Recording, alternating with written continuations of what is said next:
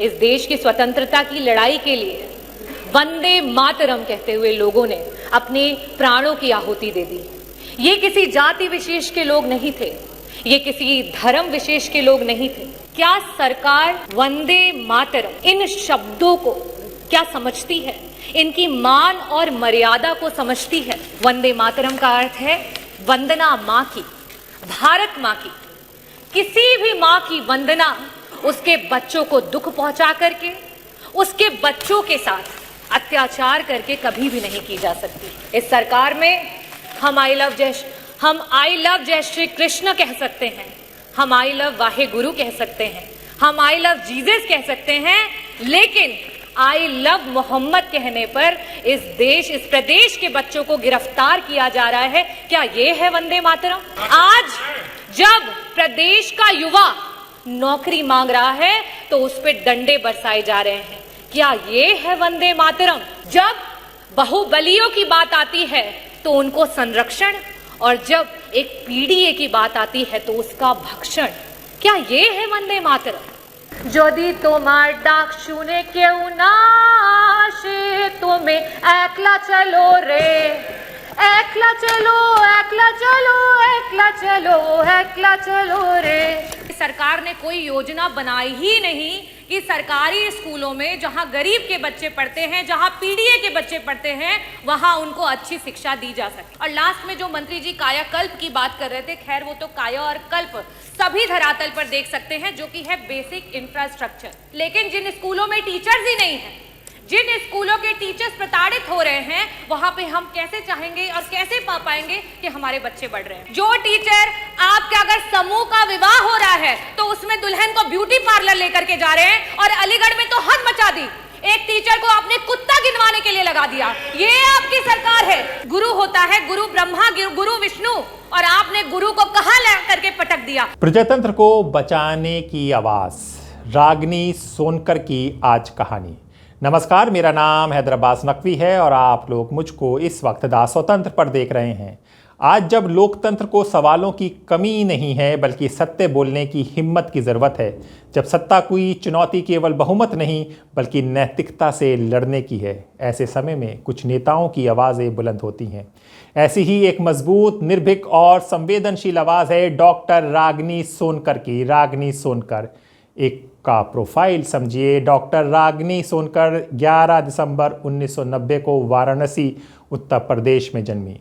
वो भारत की राजनीति और चिकित्सा दोनों में प्रतिष्ठित नाम है। पहले उन्होंने आरजी कर मेडिकल कॉलेज कोलकाता से MBBS पूरा किया और फिर एम्स नई दिल्ली से नेत्र विज्ञान में एक्सपर्टीज़ हासिल की। एक समय में प्रैक्टिस करने वाली चिकित्सक थी, लेकिन जनता की सेवा और लोकतंत्र की मजबूती के लिए उन्होंने अपने चिकित्सा कैरियर को राजनीति में बदल दिया। डॉक्टर रागिनी ने मछली शहर विधानसभा सीट से समाजवादी पार्टी के प्रत्याशी के रूप में चुनाव लड़कर 10 मार्च 2022 को उत्तर प्रदेश विधानसभा की सदस्य का कार्यभार संभाला और मुख्य विपक्षी दल की मजबूत आवाज़ बनकर उभरी।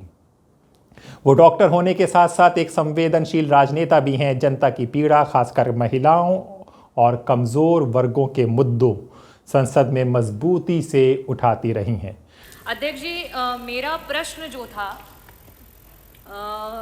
शिक्षा विभाग के पिछले किए हुए कृत्यों से जुड़ा हुआ था, क्योंकि अभी कुछ दिन पहले ये देखा गया कि विभाग के द्वारा कई सारे प्राइमरी स्कूलों को बंद किया गया मर्जर के नाम पर, और जब उसका कारण पूछा गया तो ये बताया गया कि उन स्कूलों में जो है बच्चों की संख्या कम है।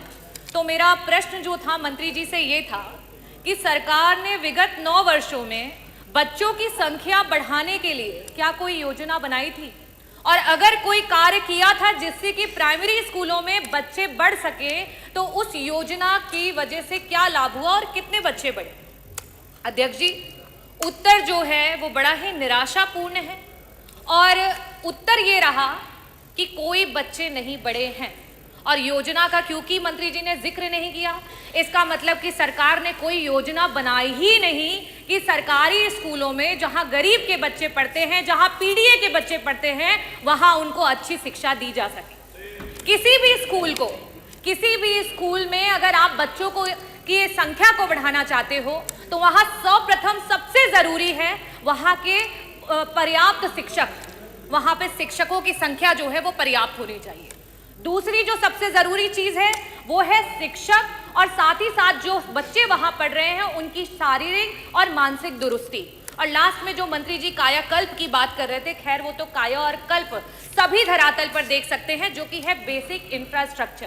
खैर एक बात को, बेसिक इंफ्रास्ट्रक्चर को कॉम्प्रोमाइज भी कर सकते हैं, लेकिन जिन स्कूलों में टीचर्स ही नहीं है, जिन स्कूलों के टीचर्स प्रताड़ित हो रहे हैं, वहां पे हम कैसे चाहेंगे और कैसे पा पाएंगे कि हमारे बच्चे बढ़ रहे हैं। मेरा पहला प्रश्न जो है मंत्री जी से ये है कि आज 9,508 ऐसे स्कूल हैं जो सिर्फ और सिर्फ एक टीचर की वजह से चल रहे हैं और कई सारे ऐसे स्कूल हैं जहां सिर्फ और सिर्फ शिक्षा मित्र हैं। ऐसी स्थिति में क्या सरकार शिक्षक भर्ती को और देरी ना करते हुए, क्योंकि 2 लाख से भी ज्यादा टीचर्स की आज सरकार की कमी है, उसको पूरा करने के लिए जल्द से जल्द शिक्षक भर्ती लाएगी और लाएगी तो कब? और साथ ही साथ जो हमारे शिक्षा मित्र उतना ही काम कर रहे हैं और उनके पास जो है टेट क्वालिफाइड है, उनका समायोजन करने या उनका मानदेय जो है उसको बढ़ाने के लिए सरकार कब विचार करेगी? मेरा दूसरा प्रश्न मंत्री जी से ये है, क्योंकि मैंने मानसिक और शारीरिक दोनों की दुरुस्तता की बात की। जो टीचर्स आज आपके बीएलओ बने पड़े हैं, जो टीचर आपके सर्वे कर रहे हैं, जो टीचर गणना कर रहे हैं, जो टीचर आपके मिड डे मील करवा रहे हैं, जो टीचर आपका अगर समूह का विवाह हो रहा है तो उसमें दुल्हन को ब्यूटी पार्लर लेकर के जा रहे हैं, और अलीगढ़ में तो हद मचा दी, एक टीचर को आपने कुत्ता गिनवाने के लिए लगा दिया। ये आपकी सरकार है। ये आप, हम कहते हैं कि हमारा जो गुरु होता है, गुरु ब्रह्मा, गुरु विष्णु, और आपने गुरु को कहां ला करके पटक दिया। ये आपकी सरकार है। मैं ये पूछना चाहती हूं, क्या ऐसी मानसिक उत्पीड़ना के साथ आप ये कर पाएंगे कि हमारे प्राइमरी स्कूल के जो हैं बच्चे बढ़ पाए? मेरा प्रश्न आपसे ये है कि अंतर जनपदीय आज 10-10 साल से टीचर्स बैठे हुए हैं, उनके ट्रांसफर्स नहीं हो पा रहे हैं। ऐसी स्थिति में क्या सरकार, जो हमारे टीचर्स हैं 1,86,000 ऐसे टीचर्स हैं जो कि टेट के बिना ही उनको नौकरियां मिली, आज उनके ऊपर टेट की मार आ गई है। क्या सरकार उस टेट से उनको मुक्ति दिलाएगी? क्या सरकार अंतर जो आपके जनपदीय ट्रांसफर्स है उनकी बात करेगी? और जिस तरीके के व्यवहार को सरकार टीचर्स के साथ कर रही है, क्या उस पर रोक लगाएगी? और साथ ही साथ 35 टीचर और शिक्षा मित्र जो हैं वो मौत की घाट उतर गए। बीएलओ के रूप में वो काम कर रहे थे और उन्होंने आत्महत्या कर ली। इन लोगों के लिए क्या सरकार उनके परिवारों में एक सरकारी नौकरी और साथ ही साथ मुआवजा देने का काम करेगी? मैं बस इन 3 प्रश्नों के स्पष्ट उत्तर चाहूंगी कि सरकार अवश्य दे। बहुत बहुत धन्यवाद अध्यक्ष महोदय। लोकतंत्र की पुकार और उनका भाषण सुनिए। जी हाँ, विधानसभा में राष्ट्रीय गीत वंदे मातरम के 150 वर्षों के अवसर पर जब चर्चा हो रही थी, डॉक्टर रागिनी सोनकर ने ये सवाल उठाया। सुनिएगा सवाल। क्या सरकार सच में वंदे मातरम के शब्दों और मर्यादा को समझती है? उन्होंने कहा, वंदे मातरम का अर्थ है वंदन, भारत की माँ की वंदना। पर क्या वास्तव में भारत माँ की वंदना वही है जहाँ माँ के बच्चों के साथ हर रोज़ अत्याचार हो रहा है?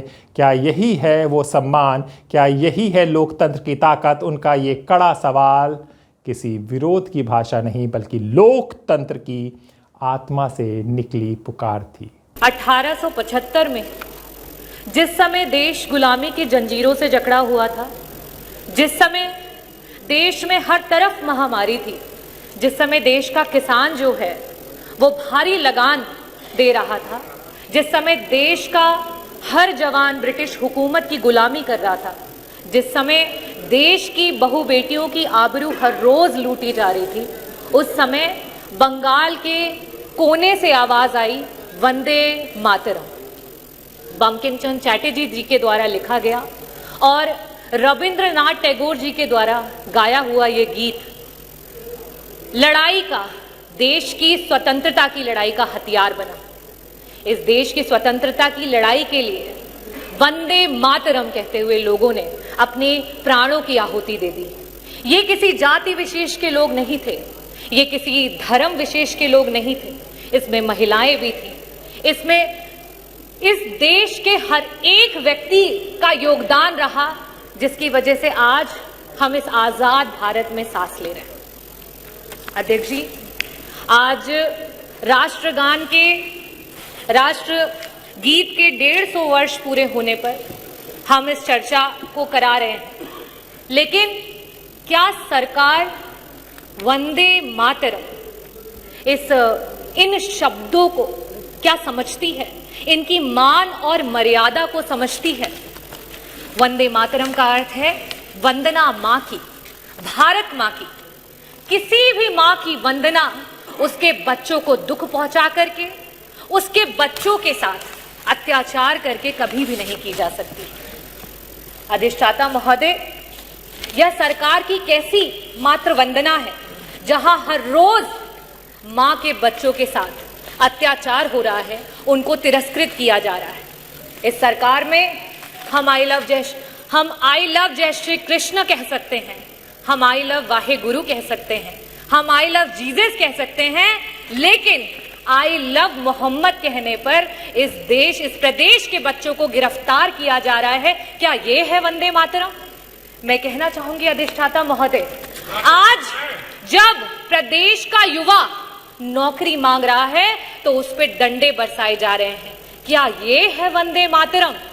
आज हर जिले के कोने कोने में कहीं ना कहीं हर रोज अखबारों में हम सुन रहे हैं कि किसी महिला को सताया जा रहा है या तो जलाया जा रहा है।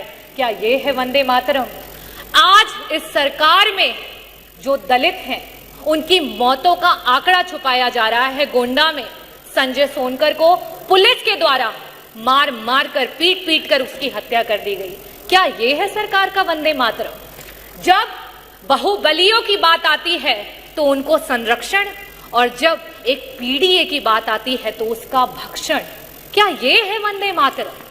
जब हम बात करते हैं एक आम आदमी की तो वो महंगाई की मार में चलता चला जा रहा है। क्या ये है वंदे मातरम? आज माननीय मंत्री जी नहीं है, स्वास्थ्य मंत्री जी, पता नहीं क्यों वो नाराज हो जाते हैं जब भी स्वास्थ्य की बात होती है। लेकिन जब अभी कुछ दिन पहले इसी सदन के कैबिनेट मिनिस्टर, जब उनको हार्ट अटैक आया और सरकारी अस्पतालों के इस प्रदेश के उप मुख्यमंत्री, स्वास्थ्य मंत्री और कैबिनेट मंत्री दर दर की ठोकरें खा रहे थे और आपका जो विभाग है वो गिड़गिड़ा रहा था इलाज के लिए, और समाजवादियों के द्वारा बनाए गए मेदांता में जाकर के उनका इलाज हो पाया। आज स्वास्थ्य का ये हाल है उत्तर प्रदेश में। क्या ये है वंदे मातरम?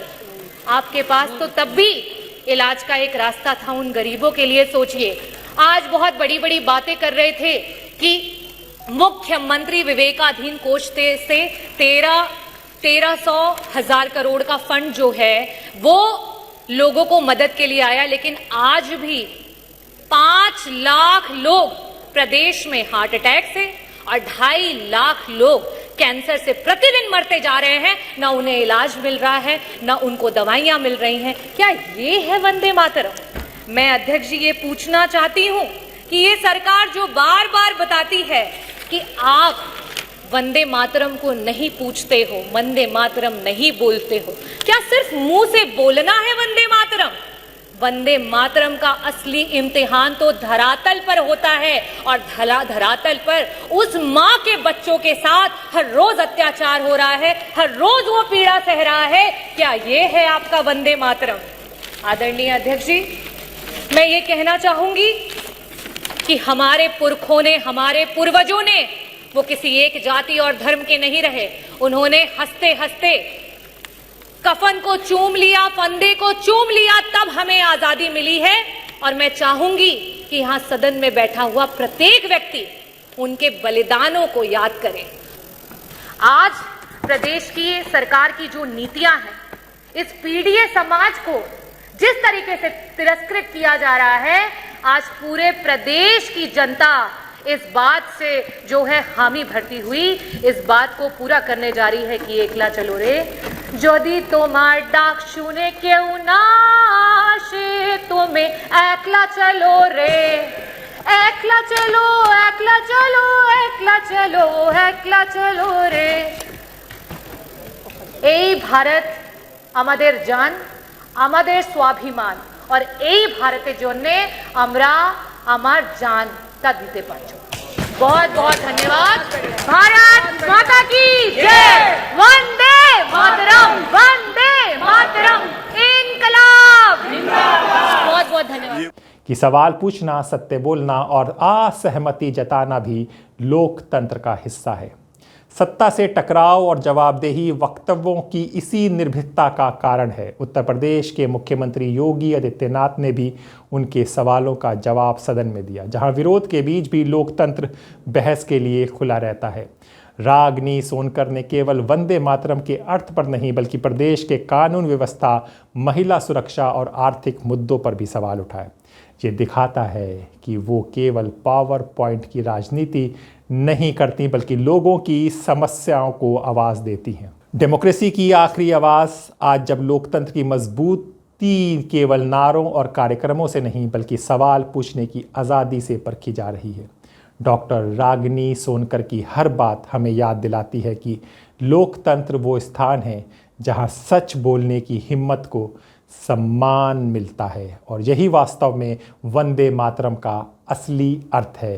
माँ की वंदना जब तक जिंदा रहती हैं, जब तक उसके बच्चों के लिए न्याय, समानता और आज़ादी का कायम रहती है। जी हाँ, उन्होंने कहा कि जब आई लव मोहम्मद पर पाबंदी लगेगी तो माँ कैसे खुश होगी।